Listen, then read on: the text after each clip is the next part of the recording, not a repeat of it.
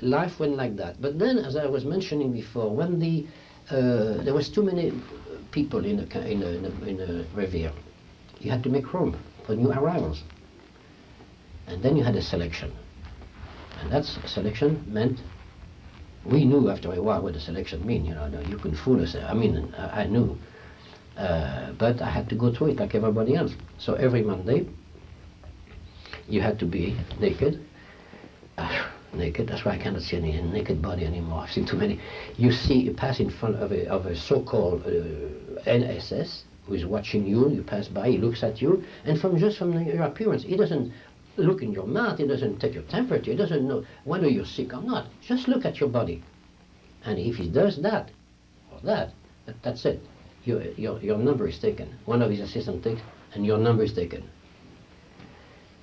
And that's it, that you're so the following, this is on Monday, usually was the beginning of the week, Monday. Then on Saturday, the same week, all these people whose number had been taken on Monday were assembled in my barrack. And that's why I've seen it, that's why I know, and I am because I saw it. My bed was, the entrance of my block was about half the way, a big, huge door like this, and my bed was about 5 or 10 feet from that door. And so on Saturday, I saw all these guys that had been selected come in my block.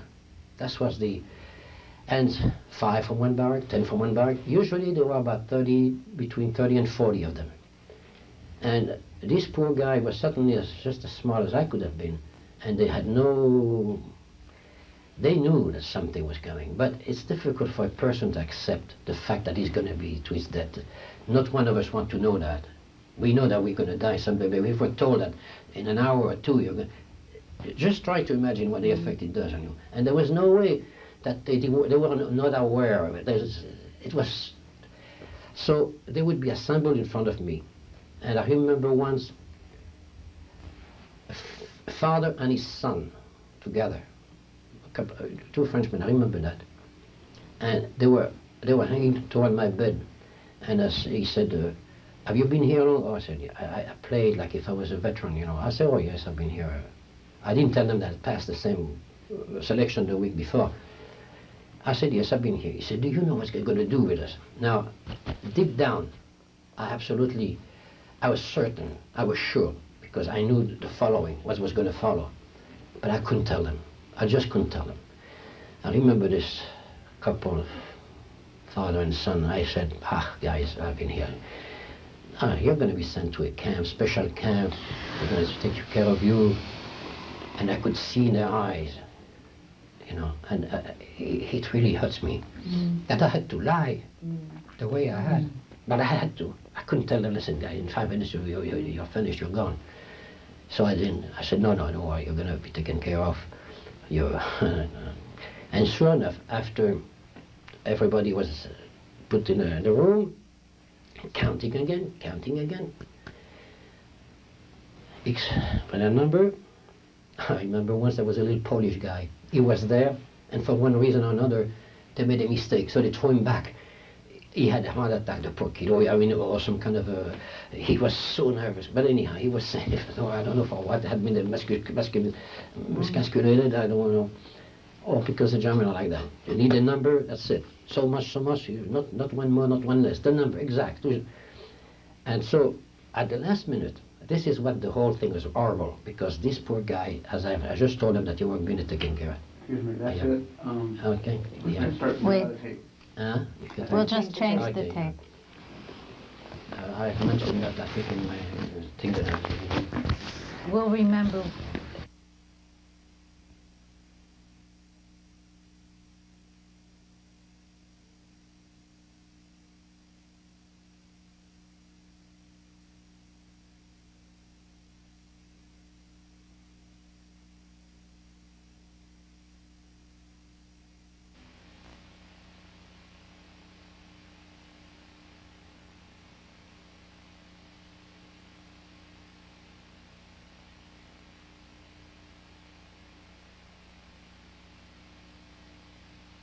Begin. Jean-Marc on the glass. Okay, good. Yes, we were, the car that comes in, yes. Okay. The famous car is here. Are you ready? Yep. Yeah. You are? So these guys have been counted, as I told you before, and the time comes when the big show starts.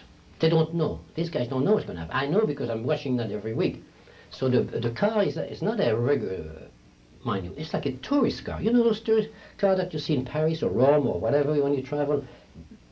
You know, look good. This is the kind of car you have to fool you to the end. How could you expect that something's going to happen to you when you see such a beautiful...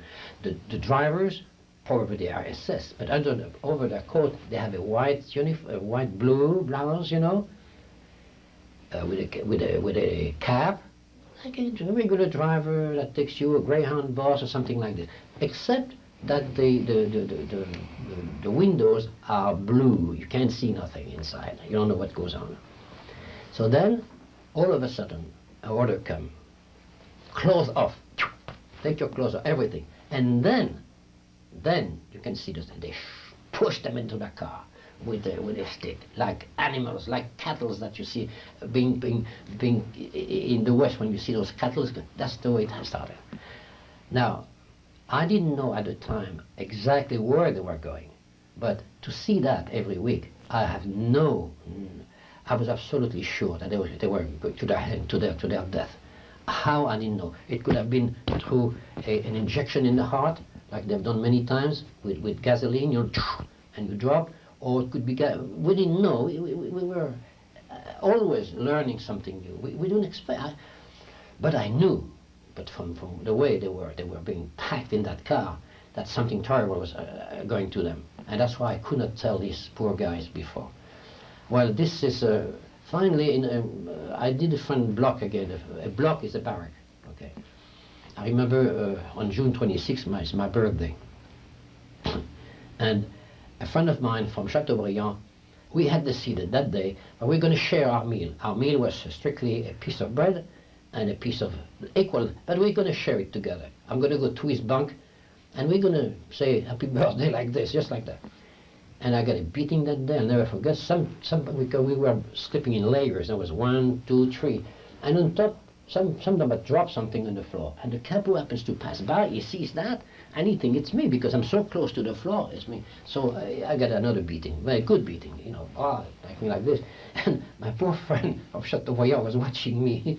Finally, I managed to go with him, and I said, well, let's have my birthday anyhow. He said, Pierre, you really, do you remember your birthday? I said, yes, I remember all my life, my birthday, 26th of June, I'll never forget. And then I was changed another barrack. I became involved with an old Frenchman, to me, he was old at the time. When you're 30 or 20, you feel that a person 50 is old, but he was a communist from France, and happened to be friendly with him. We talked and talked. He asked me where I was, where I came from, and so forth. And apparently I must have been, I must have pleased him some way. And one day he says, listen, petit, little fellow. He says, you see, I'm old, and I'm in charge of carrying the urine and all the rest from the, carried it in big buckets like this.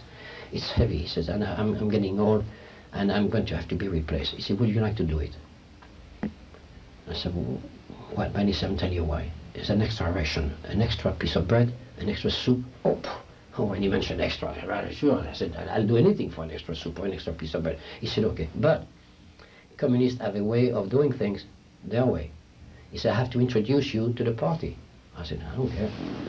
So I was introduced. This is a true story. The French communists were there, and they looked at me, says, how old are you, and so forth. I said, you think you can? I said, yes, I can do it. The thing was, we were a group of two. We were 6 altogether. And every hour, whenever those half barrel were full of, everything, you name it, we had to push a wood and then carry that, outside, snow, rain, whatsoever, and empty it and then bring it back. Then we would sit for another hour because the other two would do this is our job. So the communists took me over. He says, they knew I was not a communist. So he said, well, you know the rules? I said, no. Well, he said, the rule is this.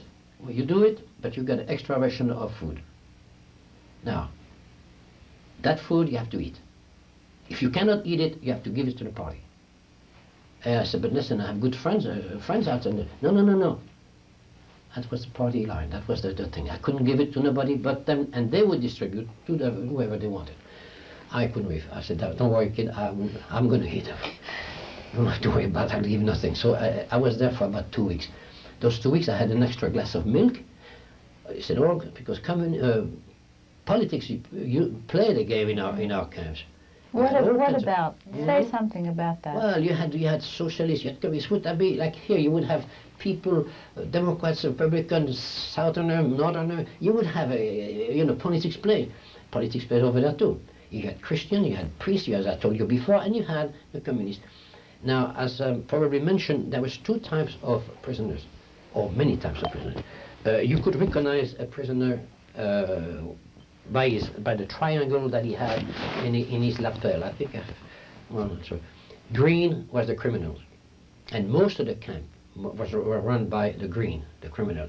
Gradually, the politic took over with the red triangle. So whenever you had to deal with the green, you had to be very careful. But when you had a red, you had a chance of being a little more civilized, a little more. And luckily, in that barrack, he was a Austrian communist in charge of the barrack. So the French communist, Austrian communist, friendly. So that was the rule. You give us whatever you cannot eat, you give it to us, and we'll distribute it the way we want. So I say, okay, no, I'll eat it. Was any group treated more harshly than any other group? No. The discipline, the orders came from Himmler in Berlin, and the orders came all the way through all over hundreds of camps, the same order. The application of it, that probably made a difference. If you had a commanding officer, SS, that was a little bit more human, maybe you could have it just a little bit, but otherwise, no. The orders were the same. The discipline, it all depends. And also the region you were in. It means I was in Austria. It was colder than those who are in Dachau, for instance. Dachau, Buchenwald was in the center of Germany. Probably the weather played it better, but otherwise, no, the thing was the same.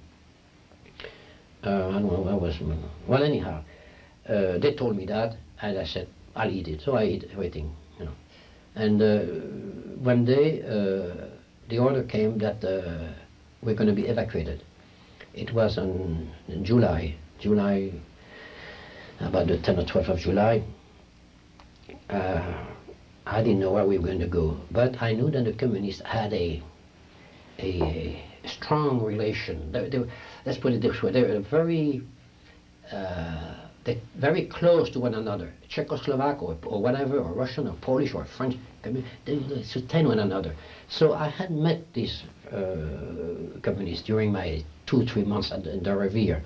I was friendly with them. We used to discuss politics. We used to discuss the future of France, of the world, how we manage everything. We were dreamers. We were still, but that was the life. And I remember one day I was sleeping with a Russian, a big Russian, and a small Polish guy. And the French communists were discussing politics about the Communist Party. And I see the face of that big Russian officer. He was a soldier. He was a bit captured at the beginning of the war, and he was a soldier, maybe an officer. He spoke sort of a few words of English, and he was looking at all those communists discussing this kind of thing. And I said, "What's happened?" He said, "I remember if they knew what it is." I'll never forget it. If they knew what it is. And from him, I learned about the Gulag. Long before Solzhenitsyn wrote his book, through him I learned that the Gulag existed in the Soviet Union. So anyhow, one day we learned that we have to leave the Riviera. And I said, Jean-Marc, I spoke to my communist friend. I said, give me your number. I said, okay, I give him my number. Because they had a connection with the main camp at the Schreibstube. The Schreibstube is the office, And they probably expected to have protection from the Schreibstube. So I gave them my number, and I felt good. I said, well, I'm going to be okay. And so I gave them another friend's number. Unfortunately, my number, for one reason or another, was not picked up. So I was left alone. All the communists were in one part, and I was not selected for a reason unknown to me, but I was not. So I was left alone. I started to worry. I said, gee, where am I going to go now? So we slept all night, and then the following day they gave us a new uniform, that's good. Instead of being in a pajamas like we were, gave her a pair of wooden shoes, but at least that could fit you. Then give me a uniform, striped uniform, and also an overcoat, and a mitzel. So I said, okay, we're going to work. This is good. I felt better, because you always wonder where are you going to send you. Finally, we went down to the station of Mauthausen. A train was waiting for us. It's a passenger train this time. Passenger train. So we took it, and about what was it, Linz, I think it was, or Grasse, anyhow. We unloaded from that train to go to another station to take another train. And we crossed that little city of Grasse, or Linz, if it was, I don't know. And I saw something which I've never... German soldiers who had been on the Russian front and had fallen in the snow during the terrible winter of 1941-42 and had been frozen. And I could see those beautiful-looking young chap, the beautiful kid, 25, 20 years old, with arms like this. The way they had fallen, they were the same way. It made an impression, even though they were the enemies. I said, I felt, and such young fellow. For anyhow, they took us to another train, and in the late afternoon, we arrived in a small town called Melk, M-E-L-K. And then, as I arrived, I was in the first row, I remember. We arrived in Melk, first thing that struck me, the guys that had been with me at the first barrack in quarantine were there. So I knew I was going to meet some friends, the friends of Chateaubriand. I knew there was, and the head accounter was also a friend that I've known. Oh, I said, this is fantastic. I have a break. And as we arrived, we stayed at attention that the commanding officer comes in and he inspects the whole rank. And then I saw this friend of mine behind the commanding officer. And I said, my gosh, he's a big shot. He's going to recognize me, I'm sure. So all of a sudden I say, is there any locomotive driver here? I go forward. I'll do anything. As long as I recover my head, I'll go in. This friend of mine said, he pushed me back. Is there any this, any that? Every time I felt there's a roof, I was offered myself to be taken. And each time I said to myself, he mustn't have recognized me. He doesn't know who I am. And after a while, the thing is over. We go, we have a designated barrack. Then he comes toward me. Pichon, his name was. He says, I recognize you, but I want something better for you. Oh, I say, oh my. And all the guys behind me, 20 Frenchmen, they were, all waiting to be helped. I imagine it's like God coming and we're saved. We know that we're going to be saved. So he sent us in a barrack. He gave us a soup, and then maybe a day or two after, he said, okay, Pierre, you're going to work in the kitchen. The prisoner's kitchen. So I worked in the prisoner's kitchen for about a week or two. Life was beautiful. I was stealing all the food I wanted. I was, perfect. But then one day, I don't know how it happened, they were looking for a chef, head chef. And a friend of mine from Chateaubriand, who knew me from Chateaubriand, but he didn't know what I was on the ship. He thought I was a cook. He thought I was a chef. I'm not. I've never been close to a kitchen. I'm a steward. I'm a waiter on the ship. You are a deck steward, but I'm not a cook. But this friend of mine, he knows me, and his mind, oh, Pierre is a cook. So they're looking for a chef at the SS. And he mentioned me. So when the SS learned that the SS, the chef from the Normandy was in the camp, oh, see that guy. Oh, and I learned that. I go and see. So I said, Quentin, what did you do? I'm not a cook. No, Pierre, I thought you, but no, I'm not. I'm just a guy. I was on the Normandy as a steward. But he said, you'll manage. I said, listen, Quentin, you're a mason. You're a carpenter mason. He said, if I told you to be a doctor, would you? Oh, no, Pierre. Well, I said, okay, now I'm stuck, okay? Poor guy, he was such a good, nice man. He saved my life later on. But anyhow, at the time, I was mad at him. So here comes, I'm interrogated. I'm in front of the SS. Striegel. Abstammführer. Striegel. Attention. He brings a dolmetscher, he brings an interpreter. And he says, are you the chef of the Normandy? what can I say? If I say no, my friend is going to be there. And we were all in trouble because you couldn't, he would have been beaten. So I said, jawohl. I said, yes. Chef van de Harmonie? Jawohl. Ask him how he cook carrots. What would you do if we ask a person, how do you cook carrots? Attention, I peel them, boil them. Sehr gut, morgen früh, Arbeit, es ist Küche. That was my introduction. So, I was so upset. I was so happy in my kitchen there. I was with my friend, and I was eating my food, and everything was fine. And here I am. I knew that the beating of the guy over there, and some guy said, "Okay, Pierre, why don't you go and see Mr. Combanet? I remember his name. He's the chef over there. They throw him out. He's been thrown out of the kitchen." I said, "Why don't you go and introduce him?" So I went on the same night. As I approached, he's an older man. He was one of the oldest men in the camp. He was over 60. It was very difficult to go past that age. A wonderful fellow. And I introduced myself. He looked at me. He said, you're a chef? I said, no, sir. But you're a cook? I said, no, sir. You're not a chef? You're not a cook? And you're going to replace me? The guy was among the best chefs of France. He had worked at the king of either the emperor of Russia or Australia. I mean, a man from the Escoffier school. I mean, he was a great chef. And he said, you're going to replace me? Oh, my poor fellow. I said, listen, sorry, it's too late. I can't come back. Explain to me, give me some information. What I do. I start. He said, in the morning, you have a stove, you have 2 stoves, you do this, you do that, you put the coal doesn't work, you have to clean the stove, and then you do this, and then you do that, and I'm listening, and you peel this, and you do that, and then you have your roast, and then you make a sauce. He says, don't what shot to make your sauce? Oh, yes, Mr. Gordon, yes, so finally, he said, my turn comes the next morning, I'm in place, chef, SS Coucher. Oh, thank God, oh my gosh, I made a prayer like I've never prayed in my whole life, and there was an old German, a capo, but nice, a good old guy. He was in prison for so long, I don't think he even knew there was a war. And he had been interned for false money, I don't know why. A good guy, I call him Fritz, I didn't know his name. But a good capo, he never beat me. And I tried to explain to him in German. I said, mich nicht gut, nicht gucken. Oh, alors he did. He managed the whole thing. I let him lead. So he started to job with me, and I was peeling onions, and I was praying God. Oh God, I said, if it was the God, it's not to show up, why don't you bring the old man back? Speaking of the old chef, right. But sincerely, I swear to God, I made that prayer. When they bring the old man out. So, you believe it? The next day or the 2 days after, the old man was back in my kitchen with me.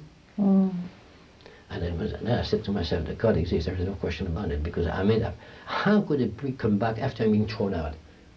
It's a crazy story. But I prayed to see if he comes, I'm okay. So when he learned that he was coming back, the poor man, he was desperate, because he was beating every day. See, there's this, the man in charge of the food for the whole camp was that Obsturmführer, or whatever you could call it, Striegel. And he was a killer, a real killer. The whole camp was afraid of him. And this is the guy we had to deal with every day. And every day he used to punch my friend Combaner in the bottom. And my poor friend was, and he loved that. He's crazy. He used to do that. And he threw him out, but apparently he must have, maybe his father was not good enough, I don't know, but they brought him back. So 2 days after, he was desperate. I said, Mr. Combaner, you're the chef. But believe me, you're going to be the best help you ever had in your life. I'm going to be so good. You tell me what to do, I'll do everything. We'll manage, the 2 of us. Oh, I say, Pierre, thank you. Oh, I say, okay, don't worry, Mr. Commander, we'll survive. And so we started in July, because the Allied had bombed the camp. This is one of the reasons why I was sent there. The Allied had made a mistake that bombed the... Before you got there, this happened? The Allied bomb before you got there? Yeah, we were replacing the dead and the wounded. That's the reason why they expelled us from Mauthausen. Right. Yeah, I get mixed up. Oh, the raid took place on the 8th of July, I think it was. The American and British, or both, had made a mistake. They had flown over the camp. They had seen there was Germany there, a tank division, and they had decided with the headquarters in London to bomb that tank. But they took about 1 or 2 months maybe to do the bombing. In the meantime, the Germans removed There are tanks, there are men, and they put prisoners in instead. But the high command in London or in England didn't know it. And when they bombed the bomb fell all over the place, and they killed, I don't know how many, maybe hundreds, and maybe a couple of hundred wounded. And what's this? When they sent those wounded to Mauthausen, that I was sent to replace them. And so the life was, I took Mr. Combaner's place. I said, Mr. Combaner, don't worry, I'll take the blow. When he comes at 12 o'clock, every time he used to come, that fellow Striegel, we had to cook his steak because he was a husky guy. Oh, boy, what a beautiful, 6 foot 7, 8, and 200 pounds and something like that, and a red face and a little pistol all around, and his boots, and typical SS. And he used to scream and yell. So my job, when he came, I had my stove ready, the fire was on, the steak was there, the plate was there. All I had to wait for the order to cook, because he liked to scare you. It's a comedy. It's a real comedy. And then my friend Combaner would leave, send him to the ground. I'll stay there. So he started a few things too. You know, I try not to yell like Mr. And he used to use a little pistol. So he had a little pistol, a little gun. He used to put in the back of my head and yell in German. And you know, German is already a scary language but when you yell at me with a gun on my back. So what can I do? I look at him very innocently. I said, I was there. And then all of a sudden he said, okay, cook. Okay, so my plate was ready, my dish was ready, steak his way. I put his dish and his knife on the right and a fork on the left, and blah, blah, blah.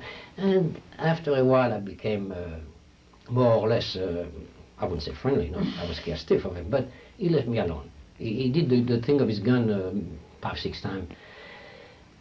But then I'm a rebel by nature, and I don't take that kind of very easily. I had to find a way to fight this my own way, and the only way I could do it was to steal, in order to feed my friends. And I had a guy who were hungry, and I said I was fed. I had no complaint. I could steal anything I wanted. In the morning, I was breaking those bones, you know, to make the sauce.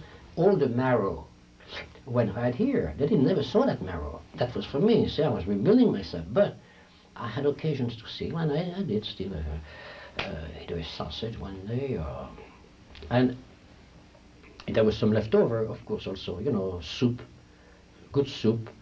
So I had a couple of young French boys, and I would say, okay, you come at 4 or 5 o'clock in the afternoon, and I'll have a can of good soup. I'll put it on a wheelbarrow, covered with sand, and you'll drive it and you'll eat it. And that was a very well understood. Every day I used to do that, kind of soup. And there was enough for about 5 or 6 guys. But then one day, I was with them, I was about to leave, my wheelbarrow, my soup and everything went together. Then, at the corner of the barrack, Striegel come in.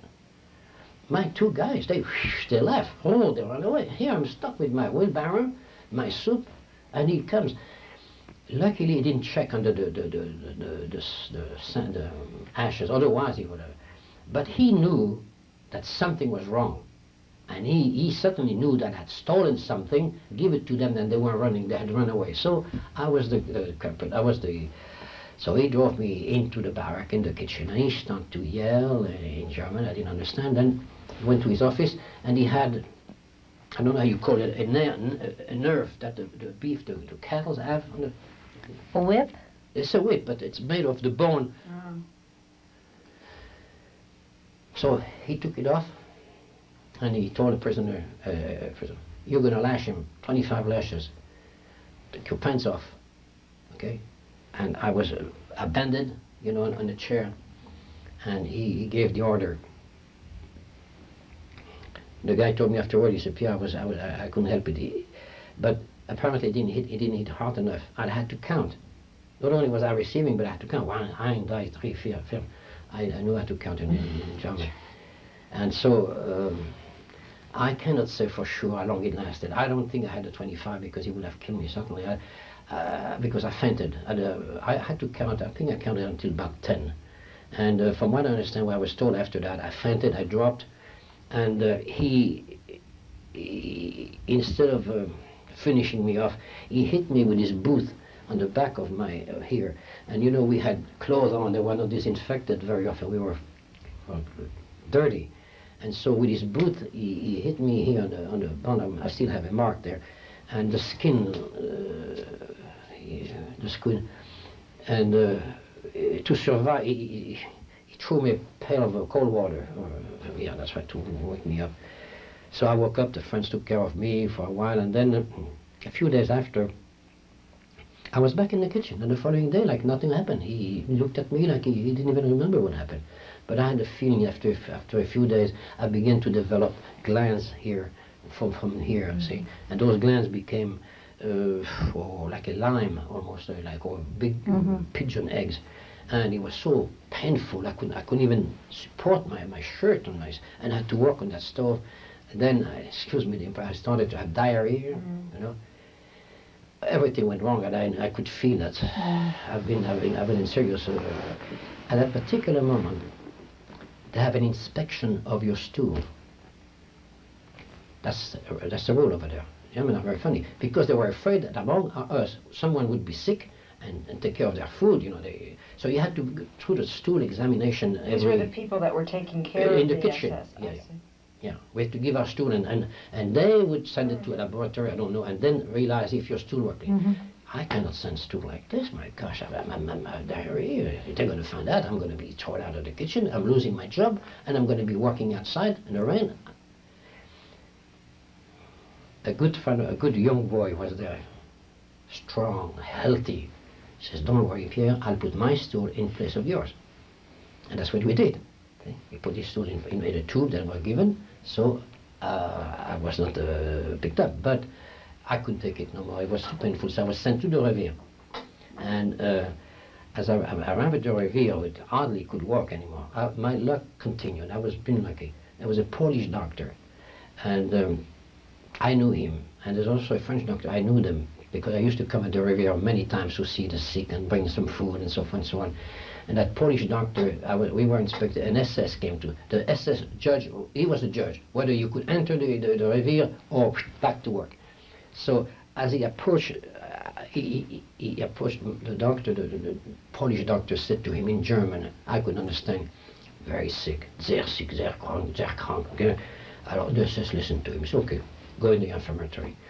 So I went in the infirmary, and an hour after I was on the table, and with no injection, anesthesia, nothing, no, with a knife, pop. And my luck started. The Polish doctor said, Pierre, listen, there's only a few disinfectant, whatever you call it, antibiotic. There's a few. We'll give it to you because there's not enough to take care of all. Because I used to give him some soup with that Polish doctor. I used to give him a soup once in a while. See, it pays. And he said, so they opened and they put the drain. The drain were paper drain, you know, because we have not regular. It's not bad, they know it was paper. Everything you use paper. Drain. Took me to a room, and about a week after, my friend, the old man, used to bring some food, you know. About 10 days after, I was healed, and back to the kitchen. And Striegel didn't even pay attention when I was back. He didn't even tell me, where were you the last 10 days? He never knew I went to Nashville. I never told him nothing. I was back in the same routine. During that period of time, the commanding officer had a lamb, a beautiful black lamb, curly, beautiful, but that was his mascot. So that lamb used to circulate around the camp. But you have to remember that the camp were electrified all over, high tension wires, 3 rows like this. And one day, we'll never know whether somebody pushed the lamb or whether the lamb went to the electric wire. But anyhow, lamb electrocuted, you have to eat it, right? So the commanding officer asked us, Mr. Commandant and me, to cook his lamb, especially for him, okay? So from head to toe, it lasted a long time because he was only, maybe his wife, apparently, I think he had a wife, maybe between 1 or 2 persons, it takes a long time to eat a lamb, you know? At first you start with the everything, brains, you name it, you know, there is a lot of ways you could cook a lamb, stews and so forth, so it lasted about, the lamb lasted about a month, 5-6 weeks. Eh? But then, no more lamb. So we had to feed him the way we used to feed the other troops. And he didn't like it.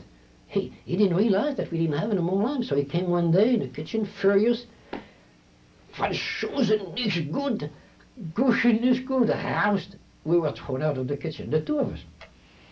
Because it became impossible to live in that kitchen. You were tense like that. Every day you had to suffer. Every day you had to be beaten. And you said one day I'm going to have it for good. So we decided was the best thing he could do for us, to throw us out. So we went out, and luck followed us. We went to the peeling potatoes, which is not too hard. We still have a roof over. So that's very important in a camp. If you have a roof over your head, even if you don't have much to eat, but as long as you don't have to produce in the coal, and so we went there. And one day we knew that the Russians were not too far. We knew that the landing had taken place. We knew all that. There is a wireless that in prison, that everything goes. I don't know how, but anyhow, we managed to know that the landing had taken place the year before, in 1940. In 1945, 44. The landing, 44. And under no circumstances should we fall alive in the hand of the enemy. That was the orders that Himmler had given every commanding officer. He was supposed, he had to find a way to evacuate us or kill us, one way or another. That was the order. We knew about it through different channels. So that was a very, very bad moment, but anyhow, the order came. Some guy was sent by boat on the Danube. Others were sent back to Mauthausen, and I was in a group of about 200-300 left until the last moment. And we got scared. And we really thought that maybe we didn't know what he was in mind. We knew the orders. He had to evacuate or get rid of us. So we had to organize a resistance. We had a couple of Russian officers, French and so forth and so on, and we had managed a plan of if we were turning right, which means that we were going toward the tunnel, that means jump on. So we had a group of 5. Each one jumped on a guard. 5 men against 1 guard. See, the commanding the man was a Russian general. He was supposed to leave. The minute he did that, we were supposed to jump and then grab whatever rifle or whatever the guard had and run into the woods. That was a very dangerous game, because we knew that in front of us we had a couple division of SS, and the way we were dressed, the way we were looking, if we were falling to the SS, but that's a chance we had to take. So luckily, instead of turning right, we turned left. So he took us. We went to the railroad station in Melk, and as we arrived, we were attacked by Russians. The Russians were attacking our train. They didn't know who we were, So luckily we went into the town was empty. All the Germans were gone. So we went into the garden. We managed. What month is this? What month is this? Milk. This is Roosevelt. When did the President Roosevelt died? In February, no? April 12th. April. A few days after Roosevelt, because the day Roosevelt died, they were crazy, joy, jumping in the air, Roosevelt kaput, and blah, blah, blah. So it was after. It must have been beginning of April. And then the train finally left, and it was a pleasant ride. No guards. I mean, very loose. We could every time the train stopped, we could go out, and the civilian would give us water. Oh, we said, "Oh, it's beautiful. The war is over. We've had it." And finally, around late in the afternoon, that April month, we arrived in a town called Ebensee. Ebensee is in the Tyrol mountain. It must have been beautiful, but when you're a prisoner, you don't see it that way. But it must have been beautiful, mountains covered with snow all over. And the reception, they were waiting with us again, with dogs, blah, blah, blah, all the rest. And so you jump from one, you hope, and then you go back again. And then we met some prisoners who were going to work. Oh, he says, "Guy, boy, this is worse than milk." Oh, yeah. So we went to the camp, and finally again back to work. The following morning, I was at work in a tunnel, because we were digging tunnels for the Nazis to build their factories, underground factories, so that the Allied couldn't bomb them. They were So we were digging those tunnels. It was a very, very difficult, dangerous job, you know. And but luckily, we knew that the Americans were coming, and the Russians were not far. We could hear the cannons, the guns, and everything. But again, we didn't know what was going to happen to us. So one morning, dead all over the place. Phew. There's no more food. There was no more because all the camps were coming toward Ebensee. They were all coming here. Ebensee was a camp that usually had about 10,000 people, and all of a sudden we have about 25,000 people. And the food is scarce. There's nothing. So it's very, very, very dangerous. We lost a lot of guys. That's why in a dead list that I gave you, you don't see them there because there is no more contact. You pile them up, you pile the dead, and that's it. And finally, we were liberated the 6th of May. Around the 1st of May, maybe it was. One morning, all those that were able to stand up, because there was thousands of sick people, typhus, you name it, the barracks are full of guys who were really skinny. And so all of us, all the ones that were able to work, we had on the Appellplatz, you know, a roll call. And as we came, we were about 3,000-4,000 men. And as we came, we saw a line of SS with machine guns pointing toward us.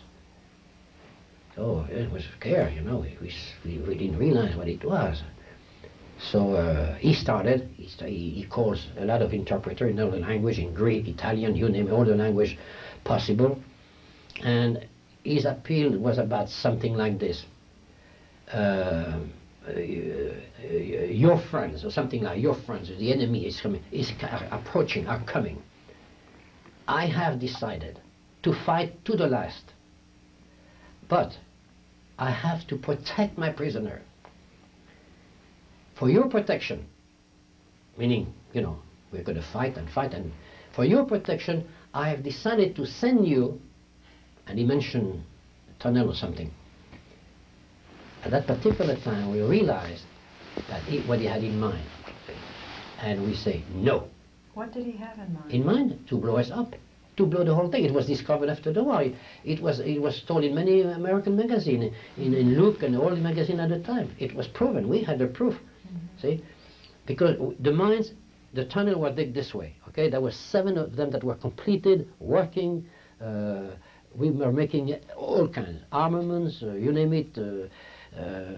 Refinery, everything we did, dug in tunnels. We lost thousands of men to dig those tunnels. But the last 2 tunnels were digged this way, but they were not connected. And he wanted to send us on the last one, and we knew that the last one was not connected. So we made 2 and 2 is 4. He said, he jumped. It went through the ranks. I think everybody felt the same way. So before he had time to think, we say 9, nicht, no, no, in every language, no. It was the first time a prisoner dared to say no. And we knew he had this couple of machine gun in front of us. All he had to do was to give an order, but even if he had given an order, at the state of mind we were in, he could have killed a certain amount, but not 3,000 or 4,000. We would overrun him. We would overrun him, and he realized that. So he took his machine gun off and his guard and everything.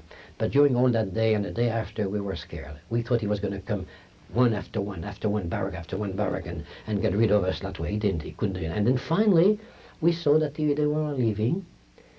And then on the 6th of May, one morning, we heard that the Americans were down in the valley.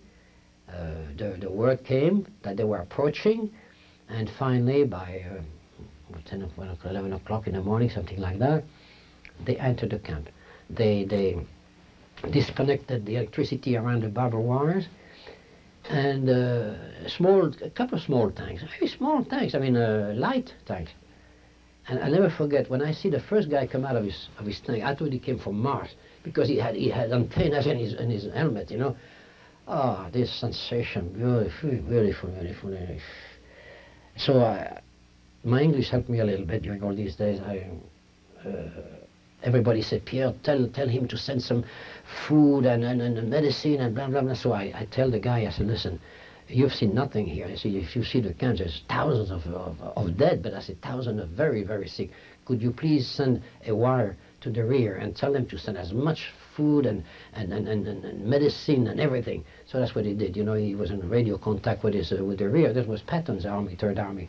He did that, and in the following day, maybe a day or two after, a huge kitchen came in. You know, we were fed, given all kinds of food, but with moderation. You know, because at the beginning the soldier used to give us a lot of food, and we were so dehydrated that a lot of people died because they were eating too fast. And then finally, the American came a second, the third night, with huge machinery. You know, there was about 2 or 3 acres of wood. In a few hours, everything was gone. They brought tents, they brought medicine, they stopped everything, brought that diary, they stopped it. They did a fantastic job. Fantastic job. Trying to save as many as they could. And they saved a lot. But unfortunately, those who were too far gone, they just couldn't help. But they did a fantastic job. I'll never forget that.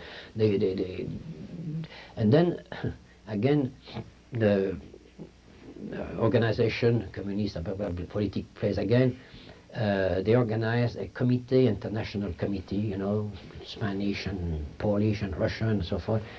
And the man in charge said, Pierre, you speak English, why don't you go, you're going to be you work with the captain in charge, you'll report to us what he says, what he wants and so forth. So I was very, it was very pleasant, because instead of sleeping in the barracks with the other guy, I slept in this nice room, the former SS room. The guy was a couple of GIs. They were very nice. They gave me food. They gave me shirt. They were, you know, everything.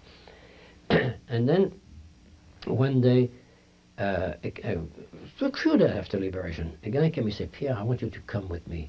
He said, you know what he wanted to do, the officer? I said, I have no idea. And he said, he wanted to blow us up. And this, we went, we took the jeep with the Captain Sheen. His name was Captain Sheen, the captain in charge.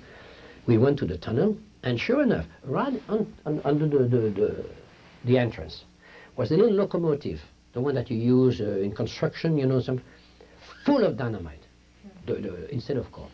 So you can, so the journalists came, American, French, British, American, and it was written in all the magazine of the day that that's what he wanted to do. It would have been a beautiful end for him. He would have finished his career like he, you know, a real SS, blow us about a couple of hundred, maybe 3,000, 4,000, I don't know. How could have we survived? We couldn't survive because the tunnel was not connected. We were suffocated, and we would have been found maybe a week or two after, all dead. That's why we managed. Luckily, we didn't do it. So we were Captain Sheen. Oh, he was a beautiful man. Of course, the first thing he did, he said, Pierre, I have to do something. He said, you guys, they suffer too much. I'm going to, the whole population, the whole town has to visit that camp. And he said, Pierre, you're going to be in charge of them. So he brought women, men, children, all of them, by load of, let's say, 100 each time, every day. And he said, now, Pierre, you take command. Oh, I said, you take command. You speak to them in German. So I did what he told me, and I said, in Gleisrich, march. You know, so 5 by 5, that's the way it has to be in German, and Gleisrich march, and 1, 2, 3, 4, and we went. And he said, Pierre, I want them to see. And he gave me a cup of GI with me. And when we came to this barracks, and these women who have never seen anything like it, who said they were ignorant, who said they hadn't seen anything, I say, go ahead inside, go inside. And we pushed them inside, all of them, make sure that they all went. And they saw those poor guys dying from typhus, from everything, in the mud and everything, you know. Okay, and they vomit, they fainted. No, go. That's not American propaganda. This is Zurück, cook and die. You know, I used my, and we made sure that they could see. And so as they came out of that barrack, we take them to another one, and then we took them to the crematorium. There was bodies up to the ceiling, one on top of the other with sardine. I said, this is not American propaganda, huh? This is you made that. Oh, what kind of, I didn't know. Yeah, never mind, you didn't know, sure. And then one day, a woman comes to the camp to see Captain Sheen. And I was him. He said, "Oh, Captain, you know, I come because our poor children have no milk for the last 5 days. And you know, children, they need milk, Captain, you know." He looked at me and he looked at her. And then he got up. He says, "Madame, how dare you? It's 5 days that we occupied your town. 5 days that you said that your children have no milk. But," he said, "during all the years that the European boys and girls, children had no milk and nothing, did you ever worry, madame? Get out." And he looked at me and said, "Pierre, what nerve they have. How can they come after 5 days complain?" I said, "Captain, you're right. That's a good thing." You see, this is what happened. And then finally,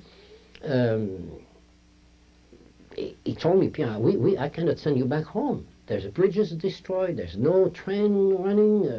It takes a while." But the other guys, that's when I saw the politics playing in there. I could feel that they were not pleased with Captain Sheen. And I used to tell them, I said, "The captain is doing everything he can, but there is a limit." "Oh, that's all right, we'll find it." But anyhow, there's nothing they could do. Communists or not communists, there's nothing. They could build bridges. Finally, after 3 or 4 weeks, we finally find a way to leave, group by group. I traveled across Germany. I remember being through Nuremberg, and I don't know how I came in, I don't know how I came out of Germany, I don't know. All I know is that I was alive.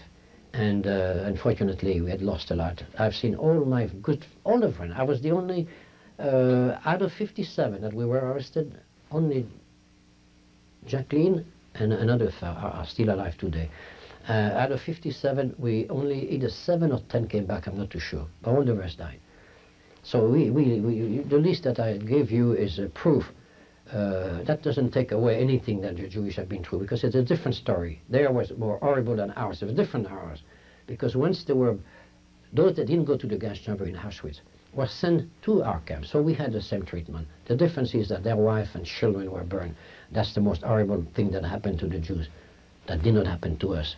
It happened, we died in a different way. There's a difference. That's why when I went to Washington the other day, it was called the other victims. Us, the non-Jews. And we're trying to communicate to the public in the United States that the Holocaust was not strictly a Jewish affair.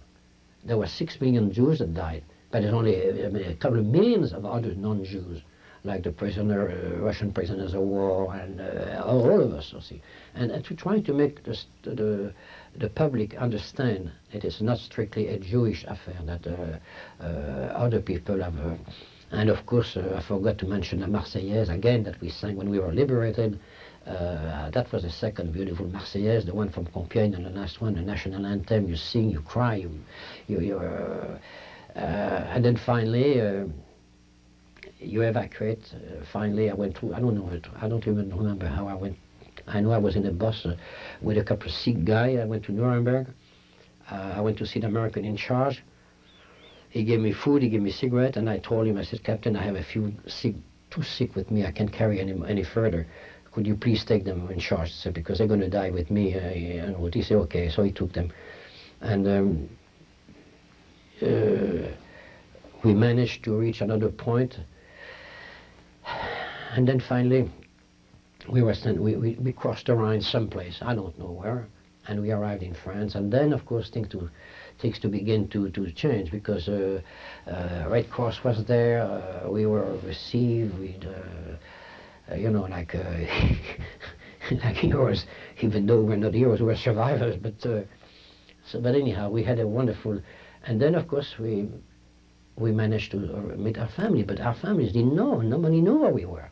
We didn't know whether we were dead or alive or where. Nobody knew.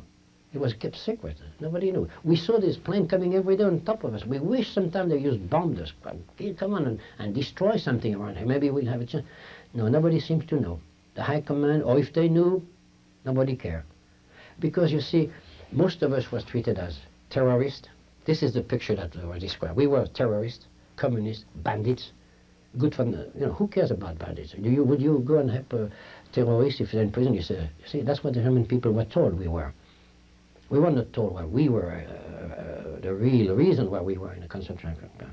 They were told that we were a bunch of criminals that killed their soldiers or communists or whatever, terrorists. That's what we were. So that's why we had they had no pity for us. Nobody. I never felt any sympathy from any German. In their eyes, we were. So we returned, and then of course we sent a telegram. We were 3 survivors from Chateaubriand. Jacqueline, I didn't know about Jacqueline. We never heard of Jacqueline. Jacqueline came back long after. Her story is different. She was liberated in Ravensbrück by the Swedes, and so we arrived at 6 or 7 o'clock in the morning. I remember my wife jumped out of bed when she was told she still had a robe, no shoes on. Oh, what a reception when we met our people. Then automatically, what happened to my husband? What happened to my son? Then that was the sad story. We had to tell everyone. Those who were sure of their death, we had to tell them brutally. It's brutal. You tell a person it was gassed. I remember, to me, being gassed meant nothing. I didn't realize that it was awful to say a person, he's been gassed. And a woman said, oh, Pierre, how come you tell him? I said, I'm so sorry. I said, I didn't mean to hurt you, but that's the way it happened. That's the guy with the wooden leg. I knew he was gassed.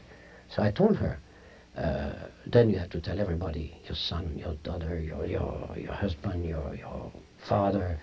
We had to go from house to house, from town to town, all over and then you had to go to masses and funerals, and so it was a sad thing. But anyhow, we were alive, and life goes on, and I had to rebuild my life again, because Chateaubriand was not my town. My town was Le Havre. My job was the ship. I was intended to go back, but my apartment had been taken over by a poor woman who had lost her apartment because Le Havre was half destroyed. The city was completely out of. So they had to put those poor people who had lost their home in somebody else's home, and they put a woman whose husband was dead, a little baby, a little girl. I said, well, madam, I want to come back. But I said, where am I going to go? I said, imagine. So I had to find her a place to live. And finally, I brought my family from Chateaubriand to Le Havre. And the situation was very bad in France. The country was in bad shape, let's put it this way. Millions of prisoners coming back from all over camps, from the prisoners of war camp. The cities were destroyed. All the harbors, Lorient, Saint-Nazaire, Le Havre, Brest, Cherbourg, you name it.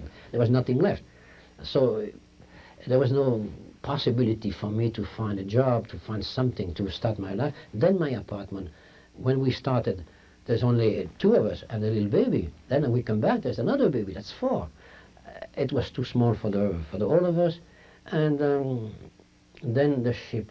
I said, okay, maybe I have to go back on the ship. I hated to go back but that was my only opportunity. So in January of 1946, after only a few months of relaxation, not relaxation, but I was asked to go back to England to pick up the Ile-de-France, and I went back to England. Ile-de-France, we carried troops from Southampton to Halifax. But I realized that no, the sea was not for me anymore. I'd lost my enthusiasm. I wanted to be with my wife. We have been separated too long, and the separation cruel like this. I wanted to be, but where to go? And so after we decided, my wife said, but Pierre, why don't we go back to the United States? I have my mother and father over there. You know the United States. I know the United States. I've been brought up there. Why don't we go back? I said, go back. I fought for my country. I didn't want to leave France. I love my country. You don't go like this and say, I'm leaving. It was like that. And then I realized that she was right. I said, what am I going to do here? Nothing. I don't want to be on charity. I don't want to be on welfare. I don't want to be that. And the decision was taken. And so she came first, because she had a passport. I think I told you she had a passport from pre-war days, the stamp. So the authority of Germany made no problem, and the 2 children were put on their passport. So they left around April 1946, and under Santa Paula, I remember. And my ship crossed. Of course, I could see her ship going to the United States, and on the channel, and mine coming to Cherbourg. I'll never forget that. So I sent a message. A wireless. I sent a message from ship to ship, and she arrived in New York with the 2 children around April, May, something like this. But I had to stay in Paris, in France. I couldn't leave. But I thought I would be able to leave very soon. I said, don't worry, I'll be in New York pretty soon. Well, then the months started to, May, June, July, August. I was writing her, she was writing me, what are you doing? How come you don't come? I was to say, well, I can't come because the American authorities don't give me my visa. Every day or every 2-3 days I used to go to American consul in Paris. Sorry, there is a quota. So much we're allowed to come every month. So you couldn't, the quota you couldn't jump over. So one day I decided, I remember that I had given an American, had given me a letter from those 2 flyers that I mentioned to you before. The American authority in Paris, they said, Mr. Troadec, we want to do something for those who help our men. We have to find them. And he found him in all his files. So he gave me a beautiful letter. In every occasion, we asked the American authority to give assistance to Mr. Troadec, who did this and did that and did that. And I've been waiting for 5 months in Paris, and I'd forgotten the damn letter. All of a sudden, it came back. So I went to see, the secretary took my letter to the consul. Right away, Mr. Troadec, come in. How come you didn't come sooner with a letter like this? We would be in America long ago. I said, sir, I forgot about it. I didn't realize that I didn't think about it. He said, come on, Miss So-and-so, being the secretary. We went to lunch together, or a drink we had together with the consul. He was happy. And the following day I was in Cherbourg, and I left. That's it. And then, of course, the rest is history. We've been here since 1946. It's a long time. I've been living more here than I have been in my own country. I go back to France once in a while, especially to see my old pal. I stop in Paris, say hello. And then another survivors in Chateaubriand. That's where we always go because we still have families there. And I'm working on something right now. The guy that sent me to that kitchen that I told you, he saved my life later on. I forgot so many things. He really was so he died a couple of years ago. I couldn't go to his funeral, but I've decided I want a street to be named after him. And I've written the mayor, the senator, and I've received a letter the other day that my letter was well received. It's going to be given to the council, and most likely I'm going to be invited to go to inaugurate the street Quentin Miglioretti. And this, to me, is my thing I could do for my friend. And I'm also grateful that I was able to come with you here because I always thought I would. I always trying to not to try to pity ourselves for what we did. We wanted to do it. We have no excuse. I mean, it's not something that we. It's not if we had. We did. We. But the only thing that we want the world to know that we didn't deserve a treatment like this. You're a prisoner, respect the prisoner as a human being. Make him work like a prisoner of war. Because you see, that's another story that people don't know. The Germans respected the Geneva Convention for the prisoners of war. There was 2 million French prisoners of war. I had a lot of my family. Not one has complained. I had a cousin. He was running the farm for the farmer. The farmer was in the front and my cousin was running the farm with the wife. I told him, I said, did you have an affair with his wife? Maybe I have to joke about it. No, he was running. Another one was a carpenter. The boss had to go to the front. He was running my cousin. So you see, they respected the Geneva Convention, whether they were British, American, French. The only people that didn't respect was the Russian. Because the Russian didn't sign the convention, so no respect for them. And they paid a price after that, because when the German in Stalingrad, as you know, they lost a lot of men, and the Russian took them prisoners of war, and they did the same thing to them. And that's why the German left a lot of soldiers died in camps in Russia. But this is because there's no convention between. But otherwise, the German were better. The prisoners were better treated than with the Japanese, for instance. The Japanese were tough. If you didn't try to escape prisoners of war camp, officers were not forced to work. Even a soldier could refuse to work. The only thing that he couldn't go out of the camp. So what? He stayed in the camp. But you see, they respected. So there's 2 stories there, ours and the other one. Who to believe? And it's true. I don't know one prisoner of war that has ever said that he was. No, he said I was treated fair. We received packages from home. There were letters from their wife. We had never had nothing. We never had a letter. We never had packages. My mother-in-law in New York went to the Red Cross, went to to try to find where I was. Never. He's in the camp, but we don't know him. That's the big, and that's the thing that the Nazi did for us. That they deprived us of a minimum of respect of humanity to others. We were treated worse than cattle or dogs or whatever. This is something that they have to. Unfortunately, that the German people will have to live for a long time, because a story has to be told. Another generation has to be told. Not to be anti-German, because I've learned a long time since then that every country can easily follow a leader. We have seen that all over and it can happen, but at least not to repeat those kinds of things. This is the only thing that we can say. This is the only way we do in that association in Paris that we have. When we bring those young people to the camp, they're being told, they're being shown, they make up their mind. See, we on the contrary, French and German now have a very, very close understanding. It took 4 million men when nowadays I have a little niece who goes to Germany in a German family, and vice versa. A little German come to her, a German came to France. There is a friendly relationship between France and Germany now. Were you able to tell your children about your experiences? A little bit, but they know. My son more, because my son he teaches in North Carolina now. He's a teacher, history and and he's more interested.